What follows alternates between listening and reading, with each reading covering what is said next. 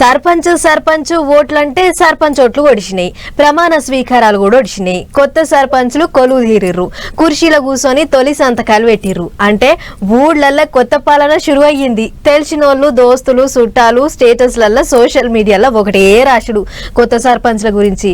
అట్లనే CM sir కూడా ఈ ముచ్చట సోషల్ మీడియాలో రాసిండు. కుర్చీలకెక్కిన కొత్త సర్పంచ్లకు, ఉప సర్పంచ్లకు, వార్డు మెంబర్లకు శుభాకాంక్షలు చెప్పిండు తెలంగాణ సీఎం రేవంత్ రెడ్డి సారు. అందరు కలిసి పని చేయాలి, ఊళ్ళని అలికి పూసినట్టు చేయాలని రాసుకొచ్చిండు ట్విట్టర్ గుట్లే. మంచి పాలన అందియాలి, ఊళ్ళని ఆదర్శంగా చేయాలి, పబ్లిక్ మెచ్చుకునేటట్టు పని చేయాలని రాసుకొచ్చిండు. సార్ కూడా అదే కోరుకుంటుండట. మొత్తం 12,728 పల్లెలకు సర్పంచులు, 1,12,000 వార్డులకు వార్డు సభ్యులు ప్రమాణం చేసి కొలువులకెక్కుడుతోని అందరి కోపాలు శుభాకాంక్షలు చెప్పిండు అన్నట్టు సారు. కొత్త సర్పంచులతో మీటింగ్ పెడతా, సర్కారు పెట్టేటి పథకాల గురించి పూసకూర్చుతా అని ఇంతకు మునిపే చెప్పిండు కూడా సీఎం సారు. మరి గా కార్యం ఎప్పుడు పెట్టుకుంటాడో గానీ ఇప్పటికైతే ఈ ముచ్చట చెప్పిండు అన్నట్టు. సీఎం సారే కాదు, మామూలు కూడా మస్తు తారీఫ్ చేస్తున్నారు కొత్త సర్పంచులను. కుర్చీలో కూర్చున్న ఫోటోలను సోషల్ మీడియాలో పోస్టుల మీద పోస్టులు పెట్టుకుంటా సర్పంచ్ సాబని రాసుకొస్తున్నారు. ఇగిటు కార్ పార్టీ తరపుకించి పోటీ చేసి సర్పంచులైన వాళ్లకు సన్మానం చేసిండు కార్ పార్టీ ముఖ్య లీడర్ కేటీఆర్ సారు. అందరికీ కాదు, ఒక నల్గొండ జిల్లాకించి గెలిచిన వాళ్ళకే. తదిమూలను తర్వాత కలుస్తాడేమో మరి.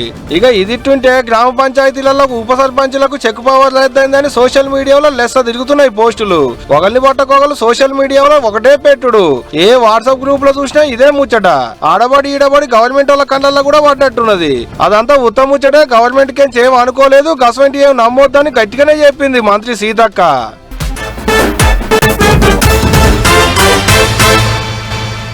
మనిషి ఎంత కఠినంగా ఉన్నా సరే మాట మాత్రం పువ్వు లెక్క ఉండాలి. చెప్పేది ఎసొంటి ముచ్చటైనా సరే అవును కదా, నిజమే కదా అని అనిపించాలి. అంతేగాని నోటికొచ్చినట్టు మాట్లాడితే మాత్రం నిన్నయాల అసలే ఊకుంటలేరు జనాలు.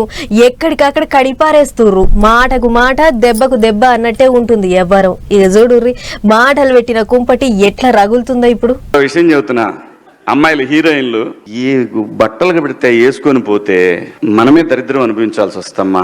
ఏమనుకోవద్దు, హీరోయిన్లు అందరూ మీరు అనుకున్నా నాకు పోయేది లేదు, లాగి పీకుతాం మనం, అది వేరే విషయం. ఇక గీ ముచ్చట్లతోనే వచ్చింది ఇప్పుడు లొల్లె అంతా. అసలు ఏమైందంటే సోమవారం పొదుమికంగా పట్నంలో దండోరా అనే సినిమా ప్రీ రిలీజ్ ఫంక్షన్ చేసిండ్రు.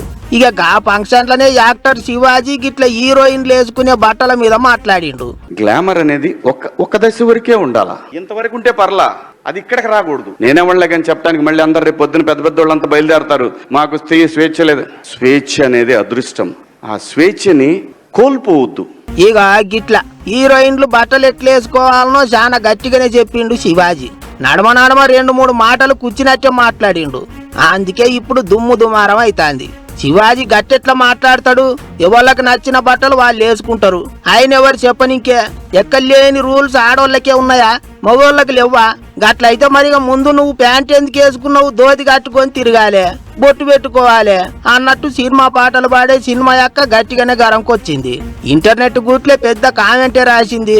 ఇంకో సినిమాల యాక్టర్ అనసూయ సూత ఆడోళ్ళు బట్టలు ఎట్లేసుకోవాలనో వాళ్ళ ఇష్టం, వాళ్ళకి నచ్చిన బట్టలు వాళ్ళు వేసుకుంటారు, నడమ గిసోంటి ముచ్చట్లేంటికి అన్నట్టు కామెంట్ రాసింది. అంటే ఇట్స్ ఫ్యాషన్, ఎవరికి ఏం నచ్చితే అది వేసుకోవాలి.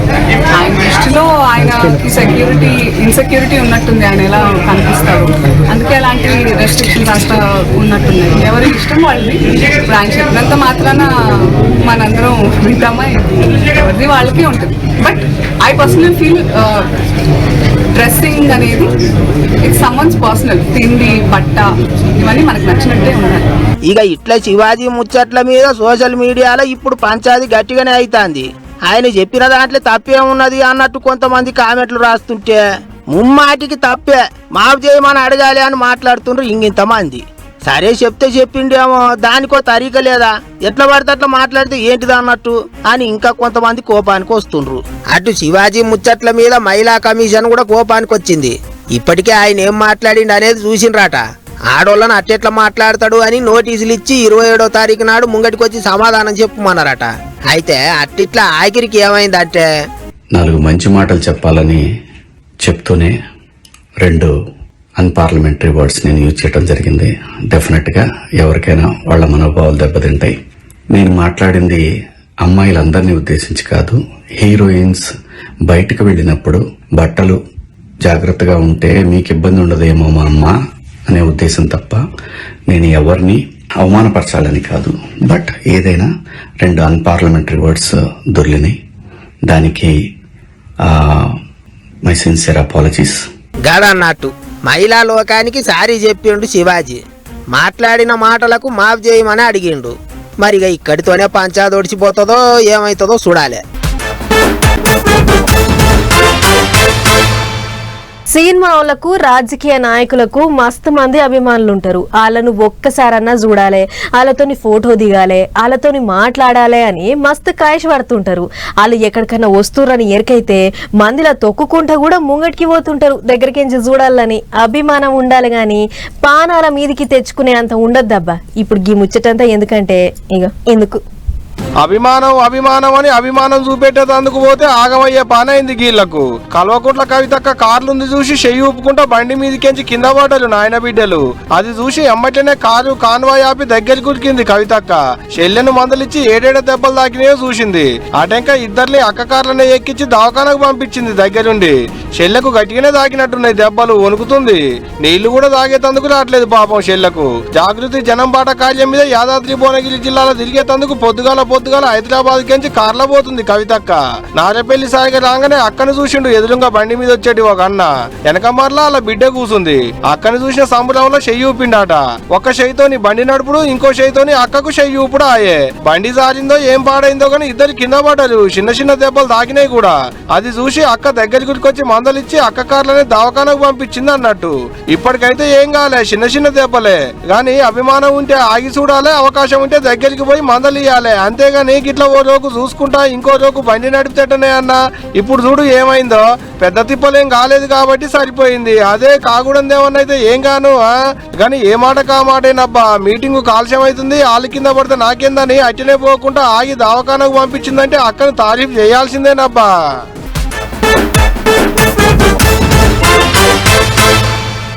రికార్డులు మనం కష్టాలలో ఉన్నప్పుడు ఎవరన్నా సాయం చేస్తే వాళ్ళను ఎప్పటికీ యాది పెట్టుకోవాలి. తిరిగి మనం వాళ్ళకి ఏం సాయం చేయకపోయినా సరే కీడు మాత్రం చేయొద్దు. కానీ ఏం చేస్తాం, ఇవాళ రేపు మనుషులు మస్తు ఘోరంగా తయారైనరు. అన్నం పెట్టినోనికే సున్నం పెట్టినట్టు చేస్తుర్రు. ఇంతకు ఎవళ్ళబ్బా వాళ్ళు అని అనుకుంటుర్రా?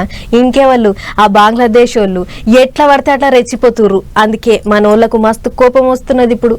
ఇన్నొద్దులుగా పాకిస్తాన్ వాళ్ళే అనుకున్నాం గాని అబ్బో సిట్టెడు పుట్టాడు అయినట్టు వాడిని వీడిని చూసుకొని తోక జాడిస్తున్నారు బంగ్లాదేశ్ వాళ్ళు. కావాల్సుకొని లేందో కయ్యంది ఇస్తుండ్రు. బంగ్లాదేశ్ లో ఉన్న హిందువుల మీద దాడులు చేస్తాండ్రు, పానాలు తీస్తుండ్రు, నోటికొచ్చినట్టు మాట్లాడుతుండ్రు. బంగ్లాదేశ్ సర్కారుకు సలహాలు ఇచ్చే మహమ్మద్ యూనస్ అనేట ఆయనకు అప్పట్లో నోబెల్ శాంతి బహుమతి ఇచ్చిండ్రు.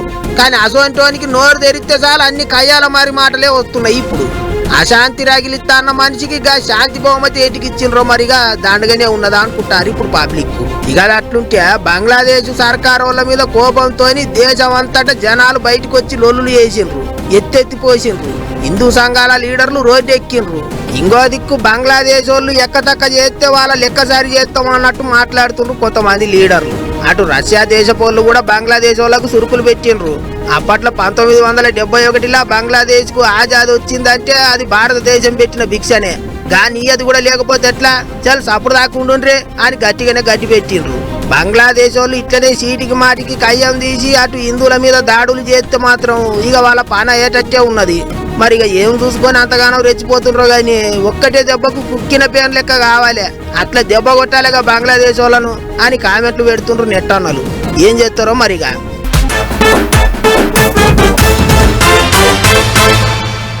ఒకప్పుడు 10 రకాల వస్తువులు కొనాలంటే వారంలో అయ్యే అంగడికి పోవాల్సి వచ్చేది. కానీ ఇప్పుడు అట్లా కాదు, ఇంట్లో కూర్చొని ఆన్లైన్లో ఆర్డర్ పెడితే చాలు, కూసున్న తావులకే వస్తున్నాయి. అయితే ఈ ఏడాది ఐపేదలకు వచ్చింది కదా, ఇక ఎవరు ఎన్నెన్ని ఆర్డర్లు పెట్టిర్రు, ఎన్ని మాటలు పెట్టిర్రు, ఏ వస్తువును ఎక్కువ కొన్నారు అనే ముచ్చట్లన్నీ బయట పెట్టిందట ఓ కంపెనీ. మరి ఏవేవి ఎక్కువ అమ్ముడు పోయినాయో ఒకసారి చూసేద్దాం పారు. 2025లో స్విగ్గీ ఇన్స్టామార్ట్ దుమ్ము దులిపే దందా చేసింది కదా. ఆన్లైన్ బేరాలు దండిగా చేయంగా గల్లా పెట్టే గలగల ఆడింది కావచ్చు. ఇక కొనుగోలు ఇచ్చేంతరాలు చూస్తే ఎవరో 22 లక్షల దందా ఒక్క ఇన్స్టా మాటలనే చేసిరాట. అందులో 22 ఐఫోన్లు 17 మోడల్, బంగారు బిల్లులు, పాలు, ఇంకా ఐస్ క్రీమ్లు ఉన్నాయంటుంది ఆ కంపెనీ. ఇక చెన్నైలో ఓ పుణ్యాత్ముడు 1,06,000 రూపాయలు ఒక కండములు కొనడానికే పెడితే అదే చెన్నైలో ఇంకొకరు కుక్కల బువ్వ వాటి సామాన్ల కోసం 2,40,000 ఖర్చు చేసిరాట. అటు బొంబాయిలో ఇంకొకరు షుగర్ లేని రెడ్ బుల్ కోసం 16 లక్షలు ఖర్చు పెడితే నోయిడాలో ఇంకొకరు బ్లూటూత్ స్పీకర్, మెమోరీ కార్డులు, రోబోటిక్ వ్యాక్యూమ్ క్లీనర్ కోసం 2,70,000 పెట్టిరాట. ఇక మన హైదరాబాద్ కించి ఒకరు ఐఫోన్ 17 మోడల్ 3 ఒకటే పాలే ఆర్డర్ పెట్టి 4,30,000 పోస్తే బెంగళూరులో ఇంకొకరు నూడిల్స్ కోసం 4,36,000 పెట్టిరాట. అంతేకాదు బొంబాయిలో ఒకరు బంగారం కోసం 15 లక్షలు పెడితే బెంగళూరులో ఇంకొకరు 1,70,000 ఐఫోన్ తో పాటు 178 నిమ్మ సోడాలను ఒకటే పాలే ఆర్డర్ పెట్టిరాట. ఓ గిట్లా ఒకటారుండా ఒక్కటే ఆర్డర్లో 4,30,000 పోసి మన హైదరాబాద్ లో రికార్డు కొడితే ఏడాది పొడుగుతా ఒక్కటే ఆర్డర్ మళ్ళా పెట్టి లక్షలు పోసిన వాళ్ళు బొచ్చడం మంది ఉన్నారు. ఇక అమ్ముడు పోయిన పాల ప్యాకెట్లన్నీ చింపి ఒక్కతన పోస్తే 26,000 ఒలింపిక్ సైజు స్విమ్మింగ్ పూల్స్ నింపొచ్చు అంటుంది ఆ కంపెనీ. ఇక అట్లనే దాన ధర్మాలతో మంచి రికార్డే వచ్చిర్రు. బెంగళూరు కెంచి ఒకరు 67,000 రూపాయలు టిప్పులు ఇచ్చి మొదటి జాగాలుంటే చెన్నై కెంచి ఇంకొకరు 60,000 టిప్ ఇచ్చి రెండో జాగాలు ఉన్నారట. ఏదేమైనా పాలు, ఐస్ క్రీములు, గులాబీ పువ్వులు కొనుట్లా మన హైదరాబాద్ మస్తు రుబడి చూపించారు పో ఈ ఏడాది.